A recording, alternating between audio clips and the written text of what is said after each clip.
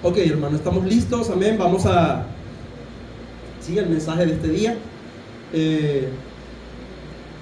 Hoy, ¿verdad? Como primer domingo del año he traído un título que en realidad no tiene que ver con nuestro tiempo, sino con lo que las Escrituras dicen. Pero aún así he titulado el mensaje "El año agradable del Señor". Es el título de este día del mensaje. El año agradable del Señor. Y quiero comenzar con un sábado. Un sábado en los tiempos bíblicos, en el siglo I, en la ciudad donde Jesús se fue criado, donde Jesús creció. Hablo de Nazaret. Era un sábado como cualquier otro sábado judío. Todos los hombres se vestían y se disponían para ir a las sinagogas.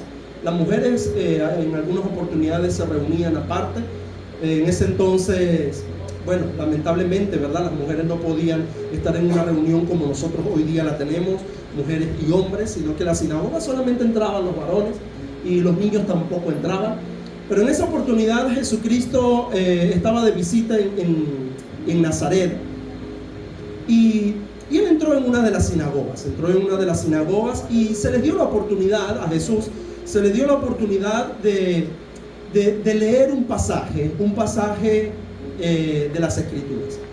No a cualquiera se le daba la oportunidad de leer en la sinagoga, no a cualquiera.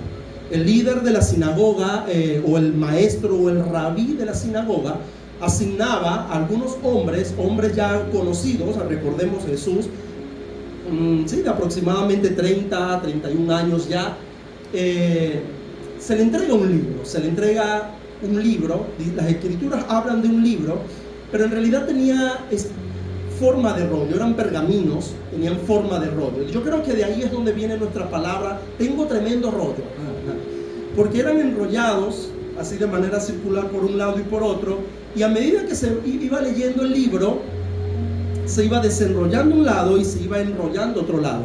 No es como hoy día tenemos 66 libros en esto. Antes no, antes eran unos rollos. Por lo menos habían fragmentos del libro de Isaías que medían aproximadamente 7 metros, y no tenía todo Isaías. Imagínense cómo era eso. Eso era un rollo. Bueno, entonces se le sacó el rollo. Las Escrituras hablan de un libro, la versión Reina y Valera, pero se le sacó ese libro. Y cuando Jesús abre el libro que se le dio a leer el libro del profeta Isaías. Cuando él abre, Jesús abre causalidad, no casualidad, sino causalidad, que específicamente abre el texto en Isaías capítulo 65, versículos 1 y 2. Porque este es otro dato que quiero darle. En los tiempos de Jesús no existían ni capítulos ni versículos. Esos fueron añadidos siglos más tardíos, en los años 1200, 1300 de nuestra era. En ese entonces no había ni capítulos ni versículos. Datos de cultura general bíblica. Bueno, entonces Jesucristo abre específicamente en este pasaje, y Jesús lee lo que dice Isaías, y Lucas lo cuenta. Lucas, por supuesto, inspirado por el Espíritu Santo, en el capítulo 4, Lucas dice lo que leyó Jesús, los versículos o el pasaje que leyó Jesús, y también lo encontramos en Isaías capítulo 61. Lucas dice que en el versículo 17 que se le dio el libro del profeta Isaías, y habiendo abierto el libro halló el lugar donde estaba escrito: el Espíritu del Señor está sobre mí, dijo Jesús, por cuanto me ha ungido para dar buenas nuevas a los pobres. Me ha enviado a sanar a los quebrantados de corazón, a pregonar libertad a los cautivos y vista a los ciegos, a poner en libertad a los oprimidos y predicar el año agradable del Señor. Después que Jesús leyó estas palabras, el versículo 20 dice que le entregó el libro al líder de la sinagoga y se sentó. Es posible que el líder de la sinagoga, con una reverencia tal, lo haya tomado, porque ya rayaba, estaba al límite de prácticamente de la idolatría. Ellos agarraban el libro, a lo mejor lo besó y con tal reverencia lo colocó en su lugar. Pero Jesús se sentó. Y es posible que la lectura no haya sido una lectura común. Es muy probable, no, estoy convencido que así fue. Porque cuando Jesús lee, no lee como cuando nosotros leemos o cuando nosotros predicamos. A veces la gente se nos duerme, como por lo menos un caso en particular. Pero no importa, el consuelo de Daniel, por ejemplo, y su consuelo también debe ser el siguiente. Se le durmieron a Pablo. ¿Se recuerda cuando Pablo estaba disertando largamente las escrituras y alguien estaba en el tercer piso y se quedó dormido en la ventana? Se lo durmieron a Pablo, ¿no? Y el hombre se cayó y cortó la reunión. Dijo: Dios, una desgracia. Pablo corrió y dice que oró por el hombre y el hombre resucitó. Y Pablo dijo: no, yo creo que me pasé, vamos a cortar esto aquí. Pablo dijo: volvamos, que todavía no he terminado. Eso no logró impedir que Pablo siguiera. Pablo y sus cosas, ¿no? Pero con Jesús, cuando Jesús habló, todo el mundo quedó atento a Jesús. La Biblia registra en el versículo 21 que Jesús se sentó. Y cuando Jesús se sentó, imagino un silencio con mucha atención en ese salón. Un silencio muy fijo y todos mirando a Jesús, como preguntando: ¿qué lectura fue esto? O algo pasó en los corazones de esas personas. Pero inmediatamente Jesús, cuando ve que tiene la atención de todo el mundo, Jesús le dice: estas escrituras hoy se han cumplido delante de ustedes. Esto es lo que acabo de leer, se ha cumplido delante de ustedes. Y mire la profundidad de esta lectura, hermano. Esta lectura hay 7 afirmaciones. 7 afirmaciones. Si usted tiene la oportunidad de contarlas bien, uno el curioso las cuenta, ¿no? Pues dice: el Espíritu del Señor está sobre mí, por cuanto me ha ungido para dar buenas nuevas a los pobres. Me ha enviado a sanar los quebrantados del corazón, a pregonar libertad a los cautivos, vista a los ciegos y poner en libertad a los oprimidos, a predicar el año agradable del Señor. Las primeras 6 se resumen en esta última: predicar el año agradable del Señor. Las primeras 6 se resume en esta última. Y mire lo que significa esto. Por eso que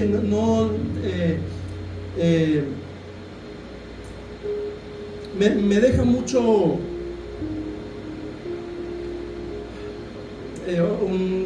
¿qué palabra puedo utilizar? Me deja mucha hambre o no me deja satisfecho las interpretaciones alegóricas. Es mejor la interpretación gramatical histórica. Uno va un poquito más seguro, ¿no?, utilizando ese método. Y cuando Jesús se sienta delante de ellos, Jesús no está hablando de un año, de un 2025. Jesús no está hablando de un año 2000, por ejemplo. Había muchas expectativas en relación al año 2000.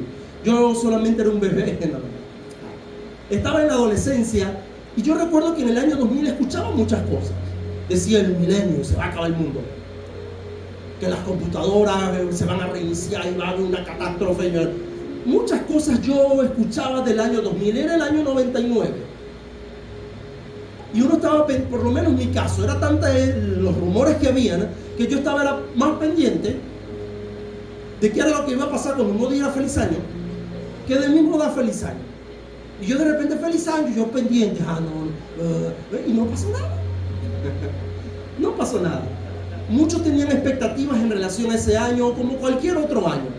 A lo mejor usted puede decir: este sí es mi año. Lo creemos y creo que así va a ser. Pero escuche bien, el año agradable no es una fecha en el calendario, no es un cronos. Recordemos que el tiempo de Dios es totalmente diferente a nuestro tiempo. Nosotros nos damos feliz año, nosotros cumplimos año, pero en el Cairo de Dios no existe tal cosa. En el cielo el Padre no se dio feliz año con el Hijo. Nosotros sí, porque estamos sometidos y estamos condicionados por un tiempo, el cual llamamos corona, que es de donde viene la palabra cronómetro y el reloj, nos sirven las 24 horas. Pero en el Cairo de Dios no existe tal tiempo, no existe madrugada, para nosotros sí. Y Dios nos mueve dependiendo de cómo Él bien le parezca. Entonces cuando Jesús dice, hoy se ha cumplido delante de ustedes esta escritura, creemos que este año 2025 va a ser un año muy crucial y determinante para nuestras vidas. Hermano, yo lo creo así. Pero el año agradable no tiene que ver con un cronos, sino con el Cairo de Dios. No es ni el 2025, ni el 2026, ni el 2027, no. Le voy a decir quién es este año agradable. Este año agradable lo tenían esos personajes en la sinagoga sentados. El año agradable, ¿sabe quién es? Se llama Jesús. Cuando Jesús se sienta, le dice, esa palabra se ha cumplido hoy. ¿Cuándo fue eso? Hace 2000 años. Y se cumplió ese día delante de ellos. Había una esperanza en el pueblo de Israel, porque ellos estaban familiarizados con el año agradable. Y voy a explicar un poco de algo que es muy hebreo, de algo que es muy israelita, pero que está en las escrituras. Y como le digo, quiero contextualizarnos un poco lo que es este año agradable. Este año agradable también se le llamaba el año del jubileo. El año agradable era conocido como el año del jubileo. Cuando llegaba el año del jubileo, normalmente hacían sonar una trompeta, o bueno, cuando pudieron haberlo hecho, debían haber hecho sonar la trompeta del jubileo. Es como, por ejemplo, les decía esta mañana, el año del jubileo o el jubileo habla o tiene que ver con lo que es alegría. El sinónimo es alegría. Y normalmente nosotros, en nuestras iglesias, ¿verdad que siempre decimos un grito de júbilo? Y un grito de guerra. Eso sirve para despertarnos. Pero más adelante le voy a echar un cuento. Voy a echar un cuentito en relación a eso. Eso sirve para despertarnos, pero no es lo que significa el júbilo, no es lo que significa la guerra, no es eso. Entonces me llama la atención porque este año de jubileo es muy hebreo y tenía como finalidad bendecir. Este año de jubileo tenía como finalidad bendecir.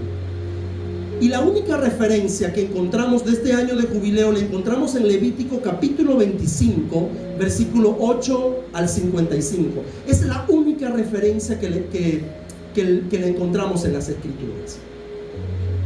Y en muchas oportunidades, Levíticos 25, capítulo 25, versículo 8 al 55. Y les digo algo, les tengo una mala noticia. Este año de jubileo nunca se cumplió en Israel, nunca fue cumplido. Y por el no cumplimiento, Dios castigó severamente al pueblo. Recuerdo que en Acción de Gracia, el pastor que estuvo predicando, él nos habló algo de eso. Y nos dijo que en Babilonia, ellos fueron cautivos en Babilonia y duraron el tiempo de la cautividad por cada año de jubileo que ellos no cumplieron. Cada año de jubileo que ellos no respetaron fue la cautividad que el pueblo de Israel estuvo en Babilonia, creo que 70 años. Habían dejado pasar muchas cosas. Y este año del jubileo, mire algo, voy a explicar lo que es este año. Primero, había un año un mini jubileo, vamos a llamarle así, que cada 7 años se consideraba año sabático. Miren lo que Dios había mandado. No, eso no nació en el corazón de un gobierno, ni de un estado, ni de un hombre. Esto fue en el corazón de Dios, el que hizo los cielos y la tierra. Él dijo, 6 años vas a trabajar y al 7º año harás reposar la tierra. 6 años. Los agricultores siembren durante 6 años. El 6º año guarden provisión, porque el 7º año ustedes van a hacer descansar la tierra. Ninguno va a sembrar ese año. A lo mejor muchos sacarán cuenta y dicen, hermano, pero es que si nos sembramos este año, para el otro año no va a haber harinita, no va a haber arrocito, no va a haber esto, no va a haber lo otro. No, estoy hablando de lo que dice la Biblia. Dios sabrá cómo va a ser, pues. Eso es lo que dice las Escrituras. Y durante esos 7 años habían algunas condiciones o algunos beneficios que Dios le daba al pueblo, escuche, para ser bendecidos. Primero, el primer propósito era que la tierra necesitaba descansar, recuperar los nutrientes, recuperarse. Bueno, hoy han inventado un viaje de fertilizantes y échale, y échale, y échale. No, pero antes era natural y tenía que recuperarse. El segundo propósito, o el tercer propósito, el primero era ser bendecido, el segundo era que la tierra tenía que descansar y el otro era que había un beneficio para los esclavos. Los esclavos tenían la oportunidad de ser rescatados por algún pariente. Si durante el año 1, 2, 3, usted tuvo que lamentablemente venderse como esclavo porque no tenía sustento, había pobreza en su casa, porque hay familias que les pasaba eso. No había comida en casa y dijeron, bueno, vamos a vender a nuestra hija como esclava. Y pasaba.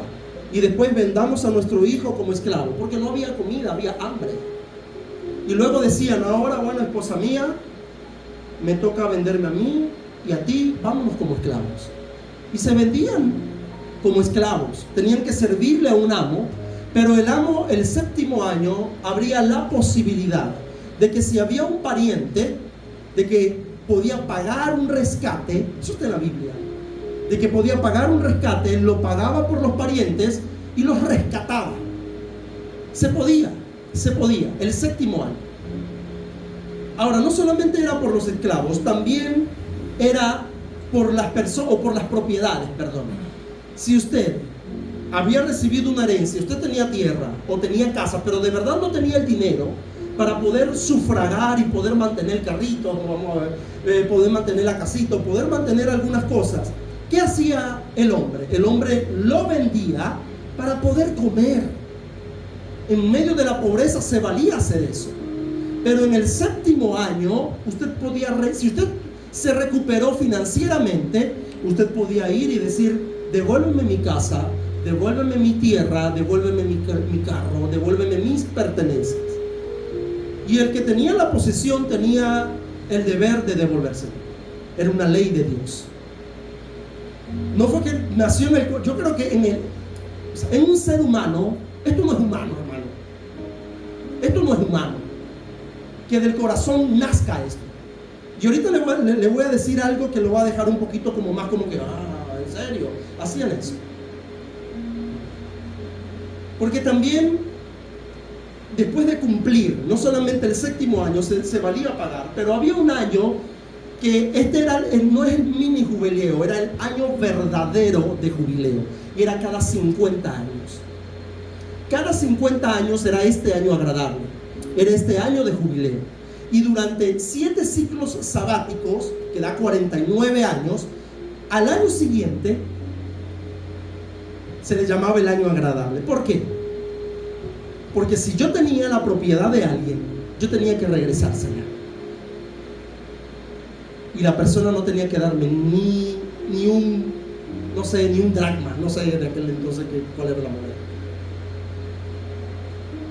Por eso digo que todo esto no es humano. Esto tiene que ser celestial, tiene que haber nacido en el corazón de Dios. Y así fue porque está en las Escrituras. Y el pueblo nunca cumplió esto.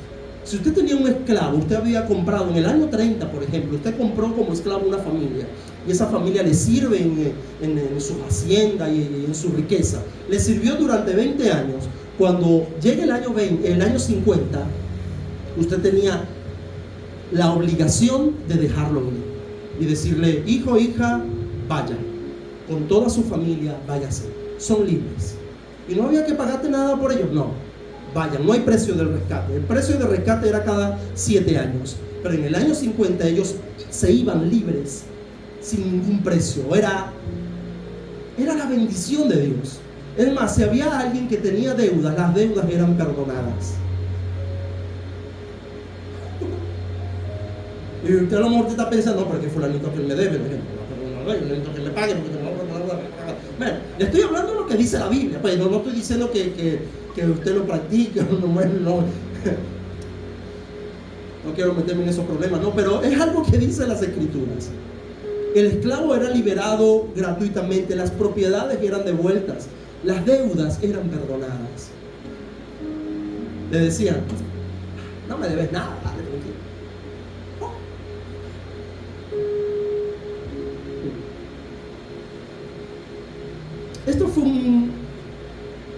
Esto fue un gran reto, hermanos, porque lamentablemente esto nunca fue puesto en práctica.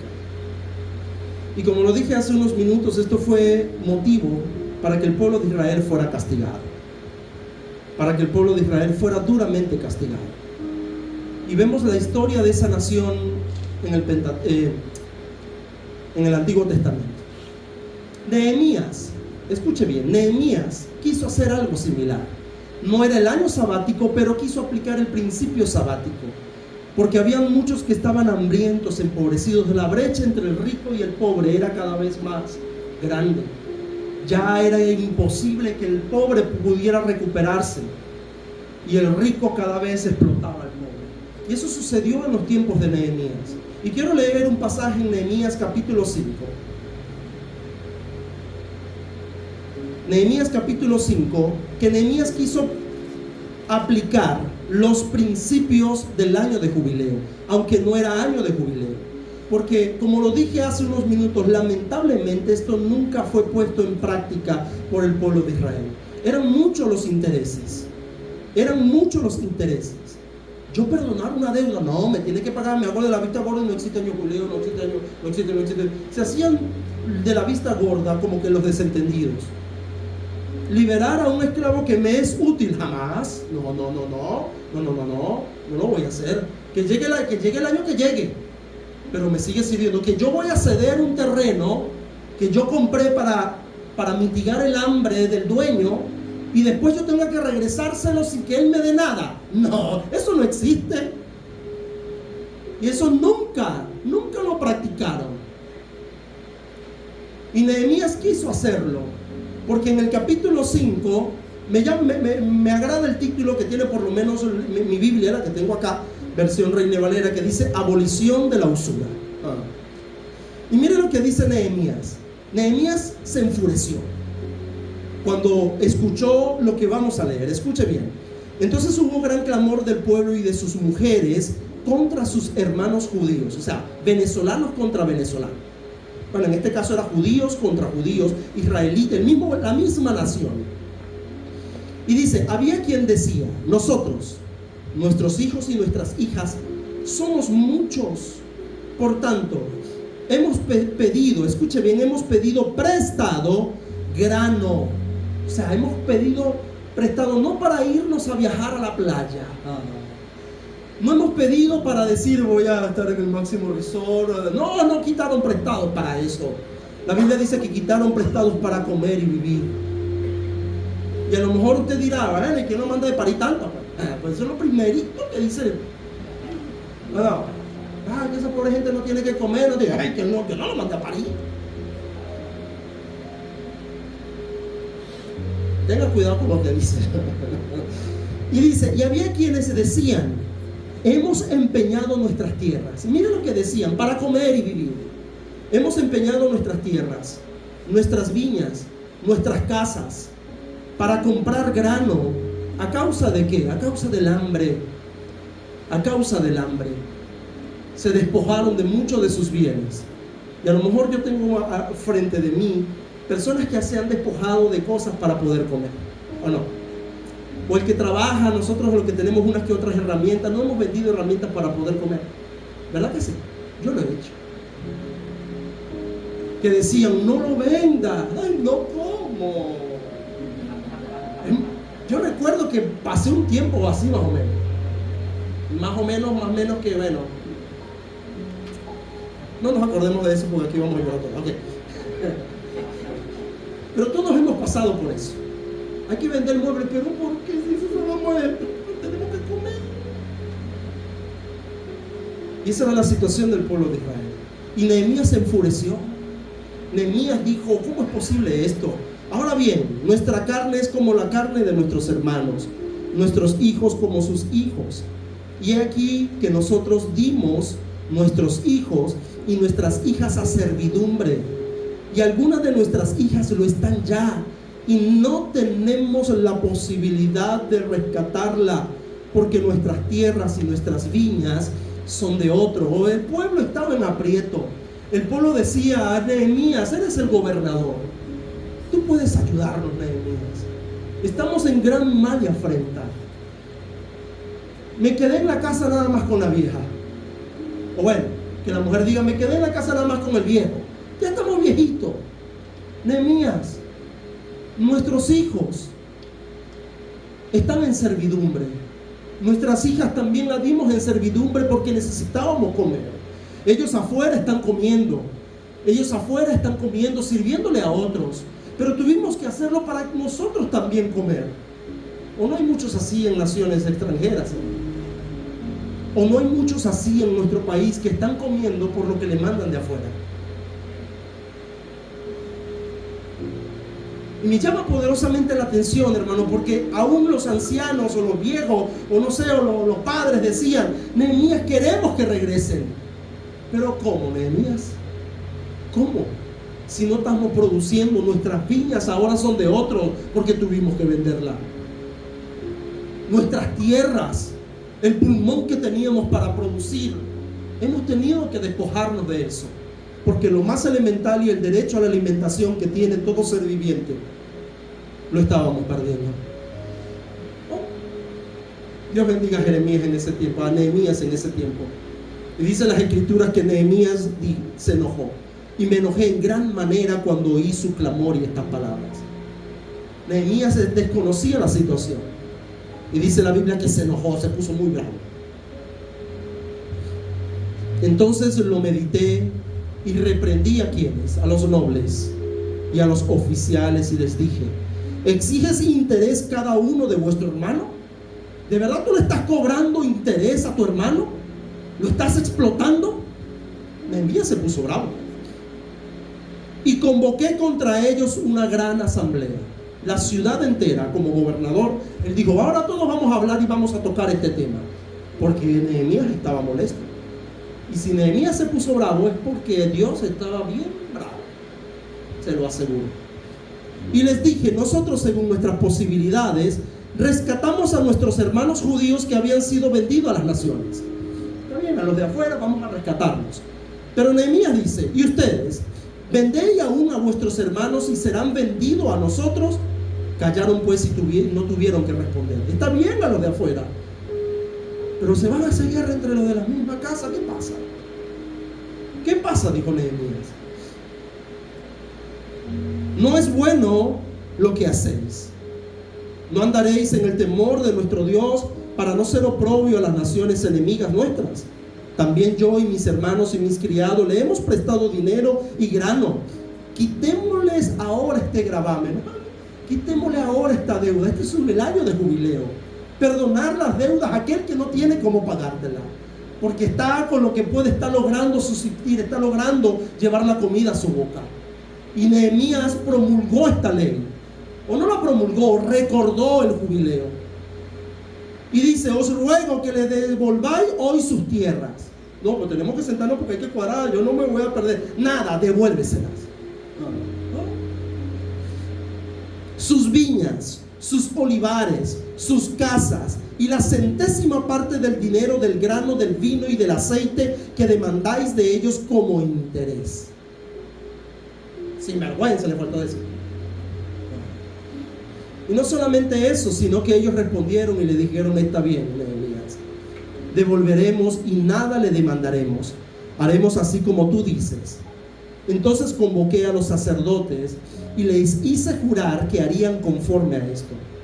Además sacudí mi vestido y dije: así sacuda Dios de su casa y de su trabajo a todo hombre que no cumpliera con esto, y así sea sacudido y vacío.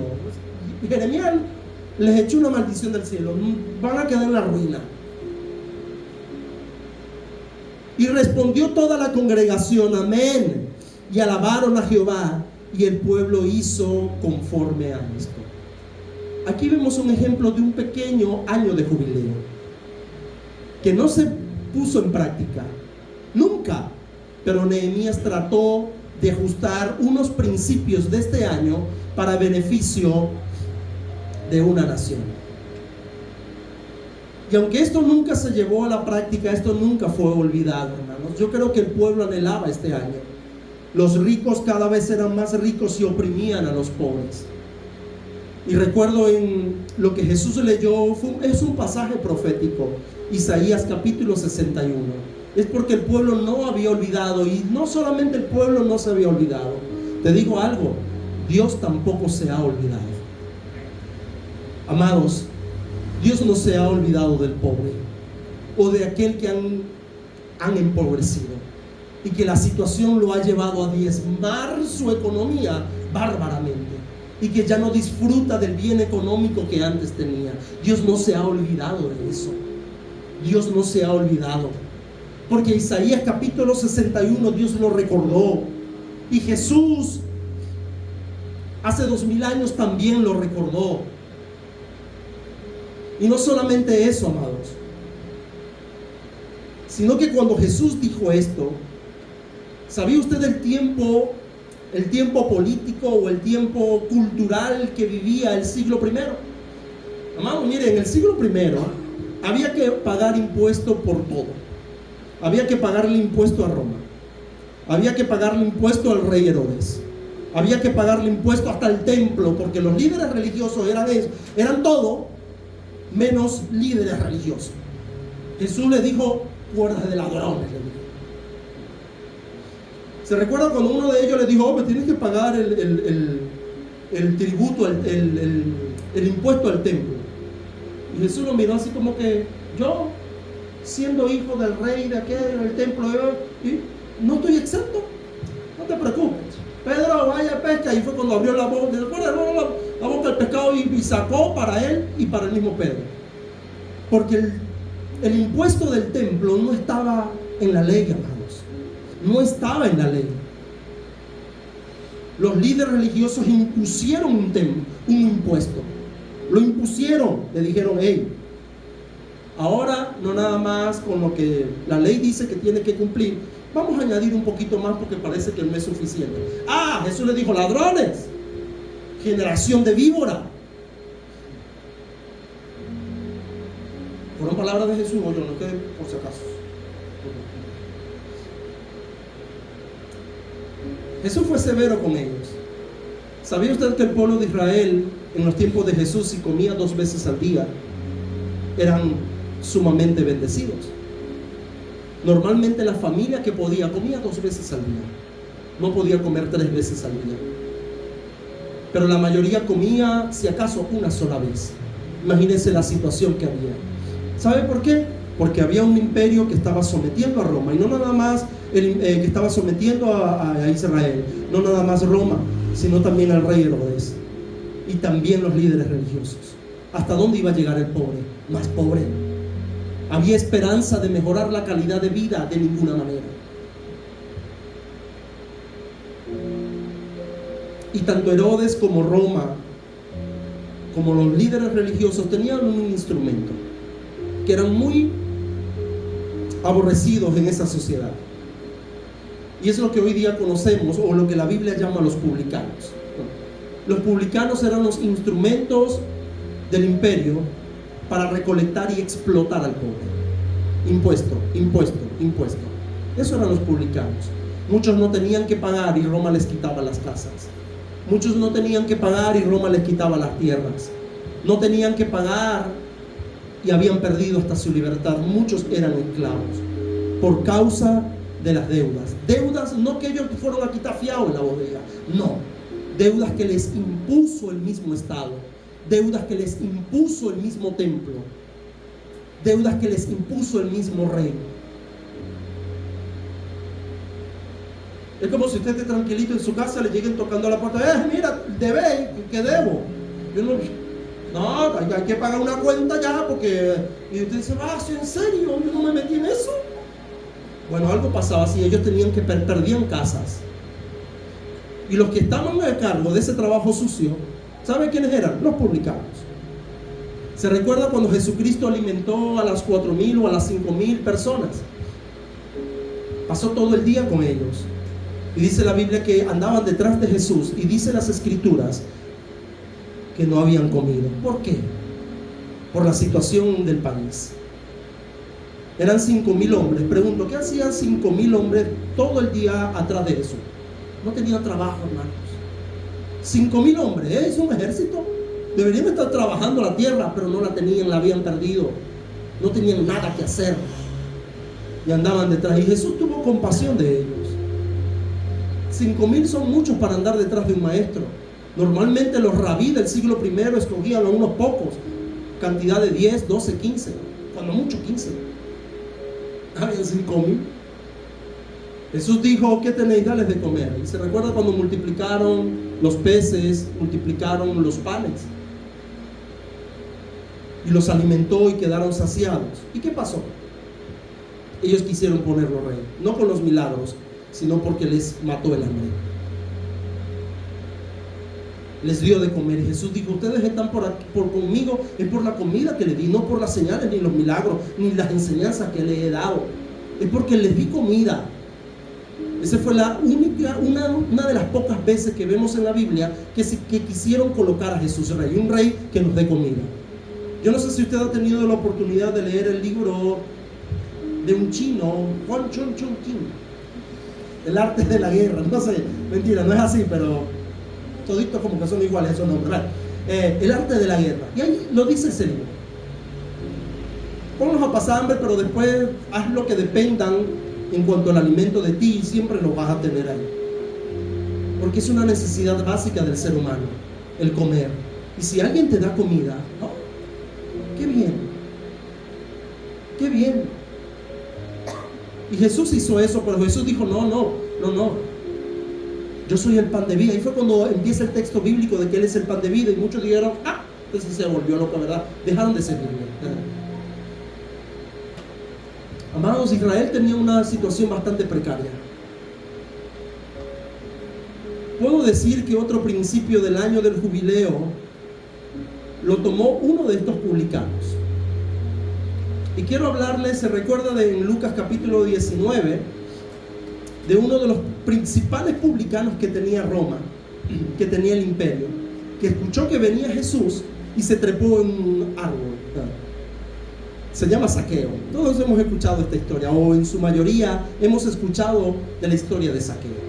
Lucas capítulo 19, el versículo 2 dice: y sucedió que un varón llamado Zaqueo, que era jefe de los publicanos, y la Biblia hace esta acotación, y era rico. Miren lo que hacían los publicanos. El rey Herodes le decía, dame... Vamos a poner un número, no hablemos de moneda, de número, 20. Necesito 20 para esta semana. ¿Sabe qué hacía Zaqueo, que hacían los publicanos? No pedían 20, pedían 25 y si podían pedían 30. Ellos se quedaban con 10 y le decían a Roma, aquí están los 20. Y ellos se enriquecían. A Roma no les importaba, no les importaba. Con tal, les recogieron los impuestos, no les importaba que robaran. Y vemos aquí a Zaqueo. El mundo se escandalizó cuando Jesús andaba con uno de ellos, que todos murmuraban. Pero Zaqueo aplicó un principio del año del jubileo. Porque vemos que cuando Zaqueo procedió al arrepentimiento, dice el versículo 8, que Zaqueo, después de todo esto, se puso en pie y dijo al Señor, le dijo a Jesús. En Nehemías se lo dijeron al gobernante, a Nehemías, a una persona de autoridad. Y en esta oportunidad vieron a Jesús, el Hijo de Dios, el que creó los cielos y la tierra, estaba frente a él y le dijo: he aquí, Señor, la mitad de mis bienes, escuche, la mitad de mis bienes doy a quienes, a los pobres. Ya me cansé de explotarlos tanto. Ahora voy a restituirle lo que les quité. Le voy a dar la mitad de mis bienes a los pobres. Y si en algo he defraudado a alguno, se lo voy a devolver 4 veces más. ¿Usted sabe lo que es eso? Es un principio del jubileo. Él dice, voy a dar la mitad de mis bienes. ¿Alguien podrá decir esto? Solamente con un milagro de Dios en su corazón. La mitad de mis bienes. Un rico podrá decirlo. Imagínense que, no sé, un rico quiero meterme en problemas, pero el que anda por ahí está alborotado, Elon Musk, que diga, voy a dar la mitad de mis bienes a los pobres. Bastante hambre va a matar, ¿yo? Bastante problema va a resolver. O el de Apple, no sé, ya creo que se murió, o el de Facebook, Mark Zuckerberg. Daré la mitad de mis bienes a los pobres. Y no voy a hacer artificio porque son habilidosos para utilizan unas herramientas para no pagar impuestos, que dicen, bueno, no lo di. No lo diste. Lo descontaste de los impuestos. Uno más o menos sabe el asunto, ¿no?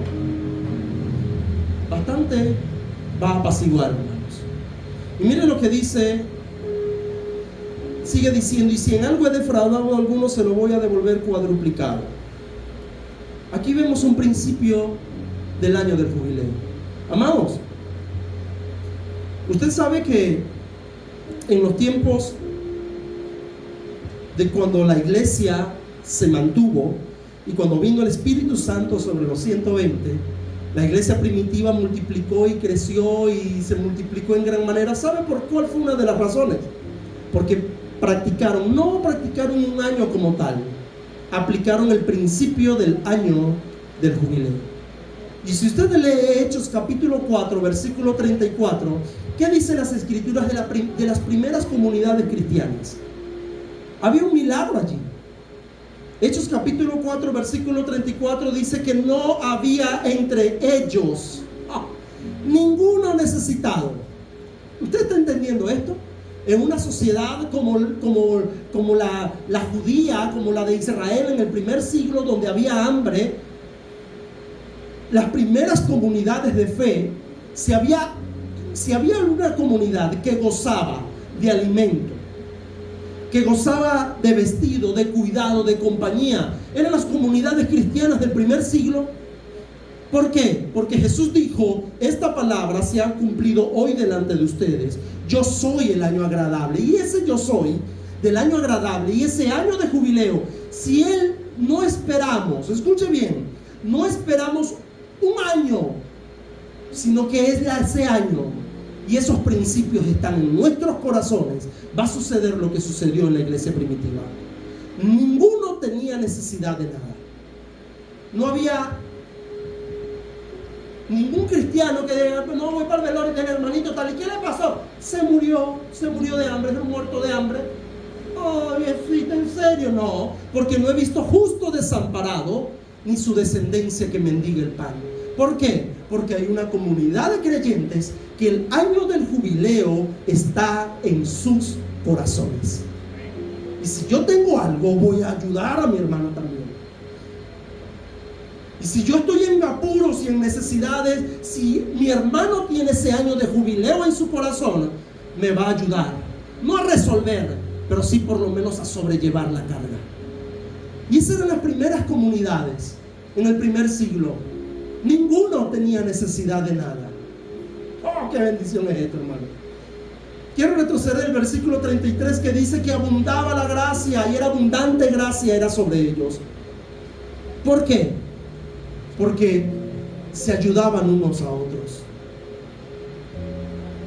Es un principio olvidado. Lo olvidó Israel. A veces como iglesia también lo olvidamos. A veces como iglesia también nos olvidamos del menesteroso. Y le digo algo, entre nosotros hay muchos.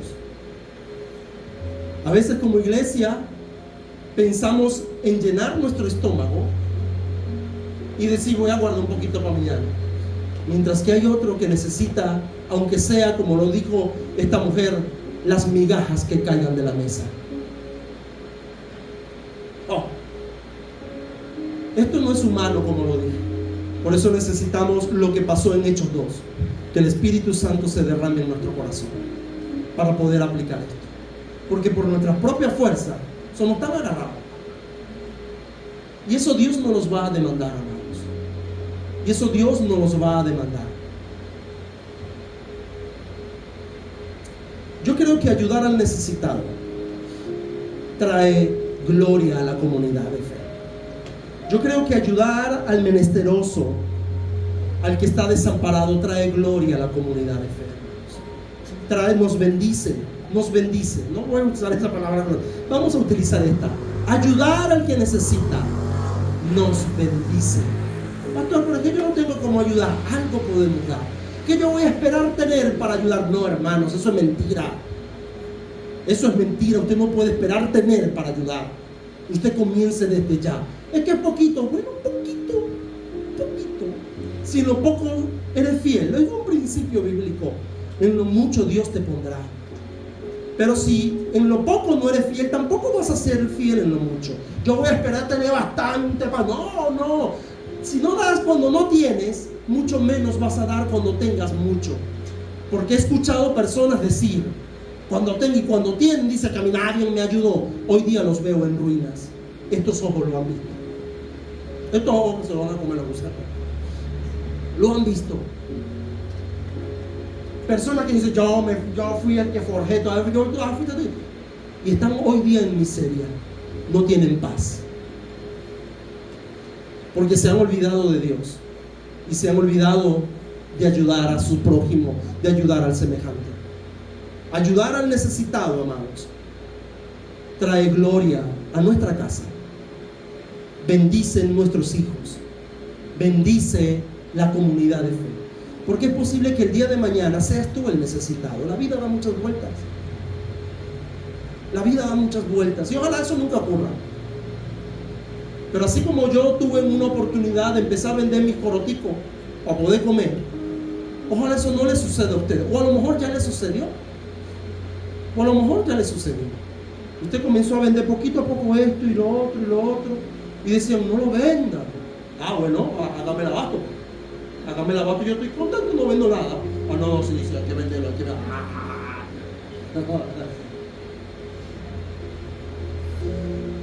Tenía una maquinita de soldar así chiquitica, tan buena esa máquina. Esa máquina.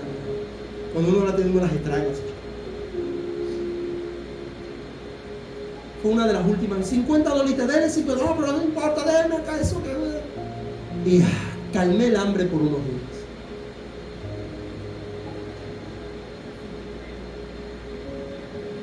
No recordamos esos tiempos, por favor. No, mentira. En nuestro corazón existe ese año de júbilo. Amados, miren, quiero leer un pasaje en Deuteronomio. Yo sé que el título era año agradable. El pastor va, porque hay muchos así, va a arrojar una palabra profética sobre este año. El día se vive todos los días. Nos preparamos para el mañana, forjamos nuestro futuro, lo trabajamos, lo sudamos y agradamos a Dios todos los días de nuestra vida. Y no hay una palabra más profética que tengamos que esta, una palabra más profética y más segura que esta. Creemos que Dios habla a través de sus siervos los profetas, claro que sí, pero nada que contradiga las Escrituras. Nada que contradiga las Escrituras. Capítulo 15 de Deuteronomio, mire lo que habla acerca de esto, del préstamo a los pobres. Quiero leer lo que dice Deuteronomio capítulo 15, versículo 7, hasta el 11. Leo lo que dice las Escrituras. Cuando haya en medio de ti menesteroso, de alguno de tus hermanos en alguna de tus ciudades, en la tierra que Jehová tu Dios te da, no endurezcas tu corazón, ni cerrarás tu mano contra tu hermano pobre, sino que abrirás a él tu mano liberalmente, y en efecto le prestarás lo que necesite. Guárdate de tener en tu corazón pensamiento perverso. ¿Cuál es el pensamiento perverso? Mire lo que la Biblia dice de lo que es un pensamiento perverso. Diciendo, cerca está el año séptimo. ¿Qué año es ese?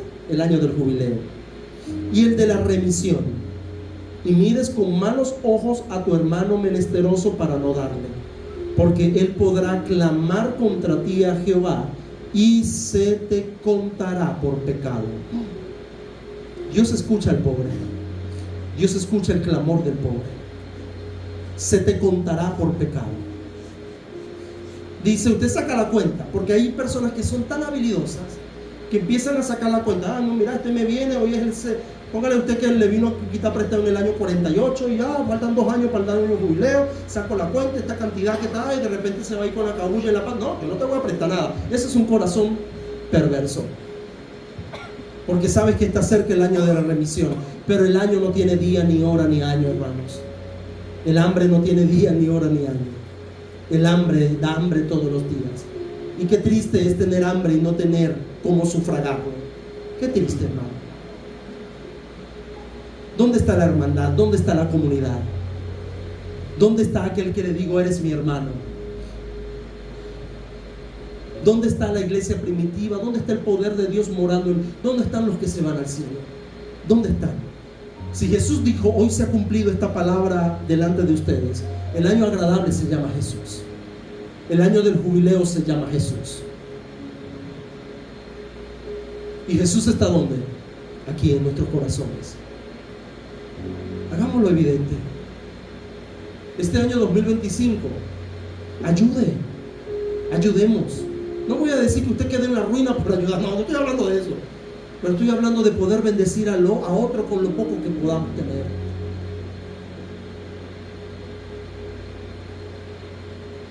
Somos expertos en sacar cuenta, pero para nosotros. Sin falta le darás, y no serás de mezquino corazón cuando le des. Porque por ello, esa parte sí nos gusta, pero primero tenemos que dar. Porque por ello te bendecirá Jehová tu Dios en todos tus hechos. Esto tiene usted que escribirlo y ponerlo en la puerta de la nevera o en la puerta de la casa. Dice, en todo lo que emprendas. Usted está orando para que Dios bendiga y prospere su negocio, ¿verdad que sí? Señor, bendícelo, prospera. Pero a la hora de practicar el dar, decimos, no, esto me sirve, porque hemos sacado cuentas tan precisas que no dejamos una cuenta para ayudar al menesteroso. Y decimos, uy, es que es cortico. Por algo está cortico.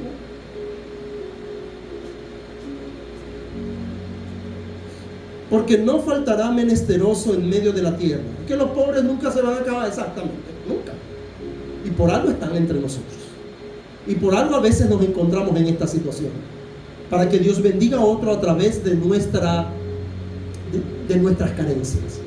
Y después Dios nos bendice a nosotros a través de las carencias de otros. ¿Por qué no vemos la vida como la Biblia lo ve, como Dios lo ve? Por eso yo te mando diciendo, abrirás tu mano a tu hermano, al pobre y al menesteroso en tu tierra. Ahí tenemos unos 3 kilos, hermano, más o menos de jabón en polvo Ariel para que la veamos más. Ahí tenemos jabón para la mano. Si no entendemos estos principios de las Escrituras, hermano, ¿qué podemos hacer? Yo voy a leer otro texto bíblico que yo sé que aquí no hay ningún rico entre nosotros. Pero para recordarles lo que les espera a los ricos que explotan al pobre. Yo no sé si este año Dios va a hacer algo, yo no sé. Pero este principio hay que cumplirlo. Miren lo que dice Santiago capítulo 5, versículo del 1 al 6. Vamos ahora, ricos, llorad y aullad por las miserias que os vendrán. Vuestras riquezas están podridas y vuestras ropas están comidas de polilla. Vuestro oro y plata están enmohecidos y su mosto testificará contra ustedes. Devorará del todo vuestras carnes como fuego. Habéis acumulado tesoros para los días postreros. He aquí, clama el jornal de los obreros que han cosechado vuestras tierras, el cual por engaño no les ha sido pagado por vosotros. ¿Saben qué es lo más triste? Que usted trabaje y convenga con su patrón en algo y después le diga, no, lo siento, esto es lo que hay, cuando de verdad hay más. Yo creo que aquí no hay ricos de esta índole entre nosotros, pero sí nos hemos topado con personas así, que hemos hecho trabajo y le hemos dicho tanto, y cuando menos acuerden nos salen con otra cosa y dicen, pero ya va, O peor aún, antes. Dice, no, dame tanto. No, pero ¿qué? Aquel me cobra más barato. Y eso yo no te voy a pagar, yo te voy a pagar tal cosa. Hermano, y usted no tiene nada, no tenemos nada. Y al que usted le va a trabajar tiene 55 mil millones de veces más de lo que usted le está cobrando. En una oportunidad yo fui a hacer un trabajito, hermano. Siempre me pedía rebaja. Yo decía, Dios mío, yo me preparaba. Pero es que yo no sé cobrarme de más. Yo decía, le voy a cobrar tanto para que cuando me rebaje, me voy por debajo y le pido. No, pero no puedo, no sé por qué, pero no puedo. Hay unos que sí son habilidosos. Yo no. Entonces resulta que yo le siempre una rebaja y yo decía, Dios mío. Y le daba hasta que tenía que rebajarle algo. Y decía, bueno. La última vez dije, no. Yo le dije, mira, te voy a cobrar esto y no me pidas rebaja. Esto es lo que te voy a cobrar. No, pero eso está como muy caro, me decía. No, pero es que eso es lo que vale. Así que te voy a cobrar. No, pero y empezó a ir. Yo le decía, ajá, pero así yo te cobre $5. En base a esos $5 me vas a pedir rebaja. Me vas a pedir rebaja. No se lo dije así, pero le dije, no, ¿por qué me vas a pedir rebaja? Porque tú eres así. Entonces, así no te cobre nada, me vas a decir, está muy caro, dame plata. O sea, voy a tener que darte para trabajarte. Porque tú eres así, le dije. Y entre una de esas y tal, le dije, ajá, pero ¿qué quieres? O sea, la cosa era seria. Le dije, ¿qué quieres que yo lleve a la casa? Tu saludo. Le dije, hijo, mire, no voy a decir el nombre, fulanito de tal les mandó saludos. Porque tan malos son. Usted los ve y, usted, yo no sé dónde sacan eso, pero lo sacan. Y yo digo, no, aquí le mando saludos y le doy a mi esposa el saludo que le mandaste, el abrazo que le mandaste, y con eso todos somos felices. No, señores, así no es. Así no es. Cuando usted vaya a cobrar, mándele una cartica con este texto bíblico. Claro, si usted llegó a un acuerdo, respete el acuerdo también. Por eso que hay que tener acuerdos antes, ¿no? Pero hay patrones que son, Dios me los cuida todo. Y que me los cuide de verdad, porque mire lo que estamos leyendo. Dice, he aquí clama el jornal de los obreros que han cosechado vuestras tierras, el cual por engaño no les ha sido pagado por ustedes. Y los clamores de los que habían sido cegados han entrado en los oídos del Señor. ¿De quién? De los ejércitos. Saca a relucir una terminología de guerra. Dios está como en guerra, como que dice, estás explotando al otro y no lo estás queriendo. Voy en guerra contra ti. Habéis vivido en deleites sobre la tierra y sido disolutos. Habéis engordado vuestros corazones como en el día de la matanza. Habéis condenado y dado muerte al justo, y él no os hace resistencia. ¿Verdad que al final uno termina cediendo? Uno dice, está bien. Dios los demandará. Dios no se va a quedar de brazos cruzados. Te digo algo, amados. Confiemos que el Señor es nuestro año agradable. Y que enero, febrero, marzo, abril, mayo del 2025 Dios nos va a bendecir para poder bendecir a otros. Confiemos en eso. Confiemos que Dios nos ha llamado para ser cabeza y no ser cola. Dios nos ha llamado para prestar y no quitar prestado. Confiemos que el Señor nos va a bendecir para bendecir a otros. No esperemos tener para dar. De lo poco que tengamos, demos. Abramos la mano. Son principios elementales en las Escrituras. Está en la Biblia. Está allí. Apliquémoslo. Apliquémoslo. Porque sabe que no existe un dolor más grande que trabajemos de sol a sol y el dinero no alcance para sufragar los gastos, ¿cierto? No hay dolor más grande que usted se planifica. Dios, ¿cómo? Estamos llenos de planes. Cuando decimos el trabajito es de tanto. Yo me acuerdo que después de todo ese caos que viví, me salió por fin un trabajo. Y me fui con Abel. Y yo alegre, porque era un buen trabajo. Yo decía, no, hijo, mire, después que salgamos de aquí, yo le dije a él, mínimo, porque a mí me encanta la pizza, nos vamos a comer pizza. Teníamos tiempo que no comíamos pizza. Imagínense lo terrible que estaba. Yo le dije, mínimo no vamos a comer pizza. Claro, pero eso había que trabajarlo. Duré como una semana dándole. Cuando menos me acuerdo, hermano, cobré y la plata no alcanzó porque teníamos que comprar tantas cosas en la casa que mi misma esposa me dijo, tú le prometiste a ver una pizza, mira, después de ese trabajo. Y yo le dije, ¿cómo hago? ¿Cómo hago? La plata no alcanzó.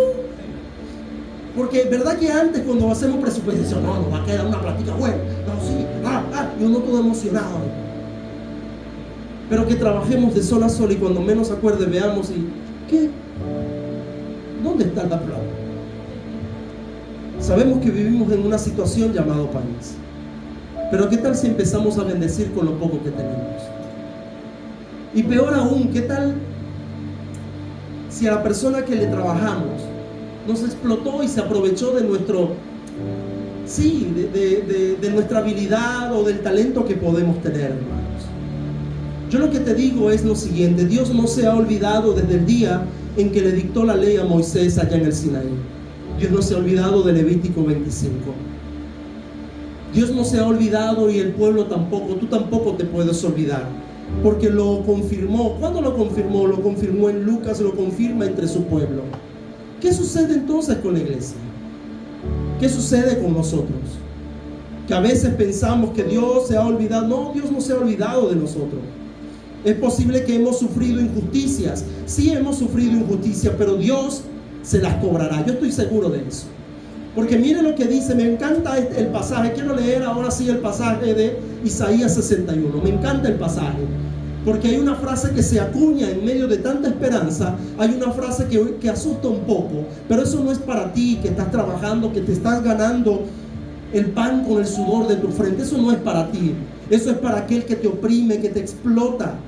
Para el rico opresor. Eso es para él o para ella. Que dice, el día vendrá, el día de la venganza de Dios. Contra ti no vendrá.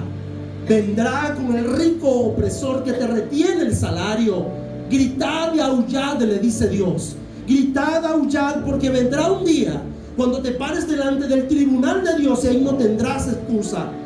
Todo el rollo de tu vida caerá. Y si es un rico opresor no arrepentido, estará en el tribunal, en el gran juicio del trono blanco. No en el tribunal de Cristo, en el juicio del gran trono blanco. Y cuando esté delante de su creador, y cuando el creador comienza a decir, a ver, ¿por qué le retuviste el salario a Daniel? No, bueno, porque es que yo tenía que viajar a Los Roques. Nada, para la Quinta Paila. Ay, Dios.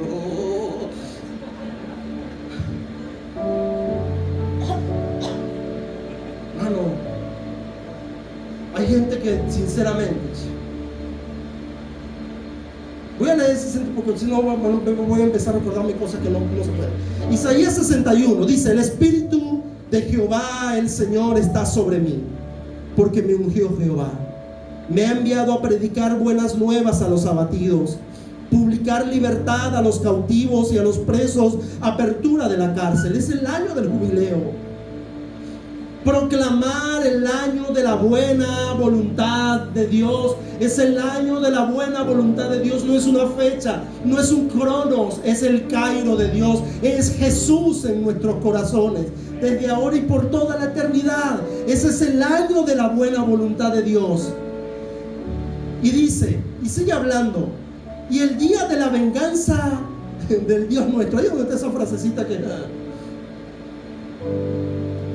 a consolar a los enlutados, a ordenar que los afligidos de Sión se les dé gloria en lugar de ceniza. Sí que hemos sufrido. Hay una orden en el cielo que Dios dice, ¿está Cristo Jesús en tu corazón? Hay una orden en el cielo que dice, te van a dar óleo en lugar de ceniza. Gloria, en lugar de ceniza. Te darán óleo de gozo en lugar de luto. ¿Has llorado? Claro que hemos llorado. Hemos llorado esa maquinita de sonar que se fue. Es la que recuerdo, pues.